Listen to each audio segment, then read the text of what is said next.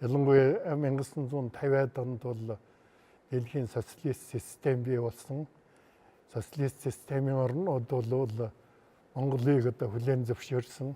Тэрнээс гадна Аз Африкийн шинэ залуу орнуудад Монголын тусгаар тогтнолыг хүлээн зөвшөөрч, монголч тэдгээр орнуудын тусгаар тогтнолыг хүлээн зөвшөөрсөн. Мөн олон улсын одоо нэгдсэн үндэсний байгууллагт элсэх ажлыг энэ үеэс одоо манай шууд одоо өргөдөл өгч энэ талаар одоо нэлээд шаргуу одоо үйл ажиллагаа явуулсан. За гэвч тодорхой шалтгаанаас болж бүр 1961 он хүрч яж нэгдсэн үндэсний байгууллагт элсэн. Гэхдээ 1950-аад онд бол хэд хэдэн олон улсын байгууллага, дэлхийн залуучууд оюутны байгууллагуудад элсэн орсон. Ер нь олон улсын үйл ажиллагаанд идэвхтэй оролцож эхэлсэн ийм үе юм. За энэ үед 1952 онд бол Маршал Чой улс нас орсон.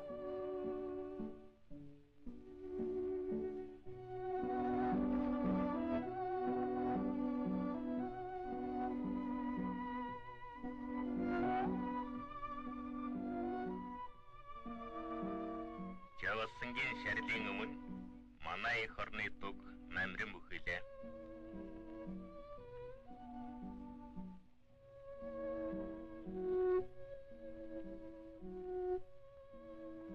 Мэн 1953 онд бол Иосиф Виссарионович Сталин нас орсон.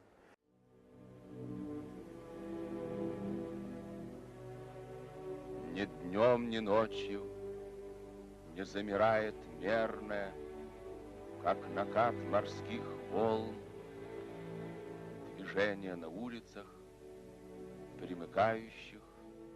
За энэ хоёр хүнийг бол мэдж байгаа. Маршал Чой улсыг бол Монгол дахин шүтж байсан. Сталиныг бол одоо коммунист хөдөлгөөний хэмжээнд бол дахин шүтж байсан. Өөрөөр хэлбэл нэг хүнийг дахин шүтэх байсан үйл явцыг одоо шүүмжилттэй хандж эхэлсэн. Нэг хүний дарангуйллыг биш хамтын удирдлагыг эрхэмлж эхэлсэн.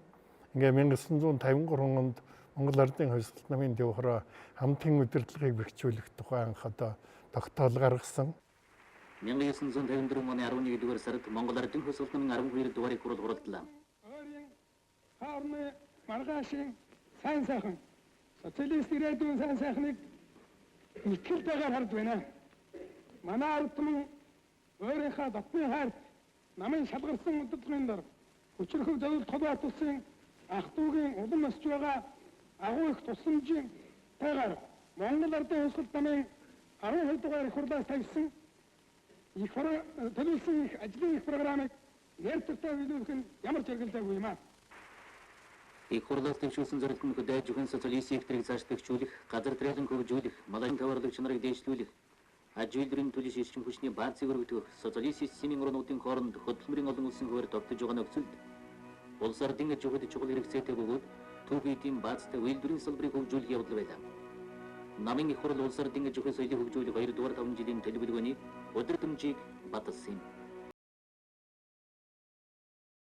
юм. Дээр одоо 1954 онд намын 12 дугаар их хурл социализмыг дэлгэрэнгүй байгуулах гэдэг асуудлыг одоо авч тавьсан юм а. Энэтэй холбоотой одоо хамгийн гол энэ үеийн чинь гол асуудал бол хөдөө аж ахуйг социалист ёсоор өөрчлөх, ардын хувийн аж ахуйд хоршоолох явдал байсан. Мал аж ахуйн нэгдлүүд аж ахуйн хэрэгцээ зүйлүүдийг өөрсдөө үйлдвэрлэн гаргасаар байна.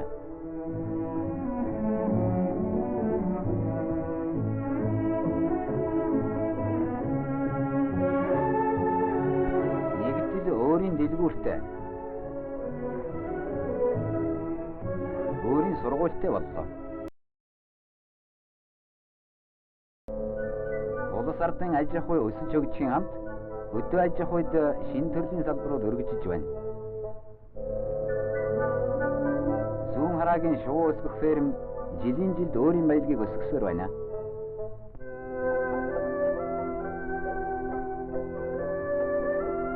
Зүүн хараава Жаргалантын сангийн аж ахуйн гахай үржүүлэх фермүүд улс төрийн хорлогоо нэмэгдүүлсээр байна.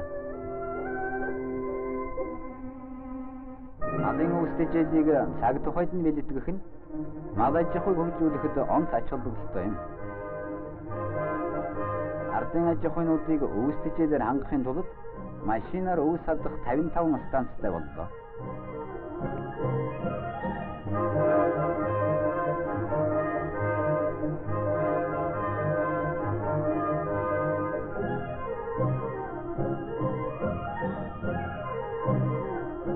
Ингэж улсаас чухалчлан арга хэмжээ авсны ачаар өвстэй жээлийн 80 дугаар тавиад байгуулах зорилго шийдвэрлэгдэж байна.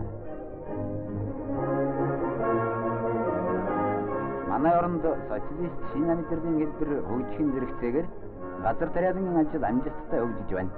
Энэ жил Төв аймгийн Замтын нэгдлийн гишүүд өндөр ургацыг авлаа.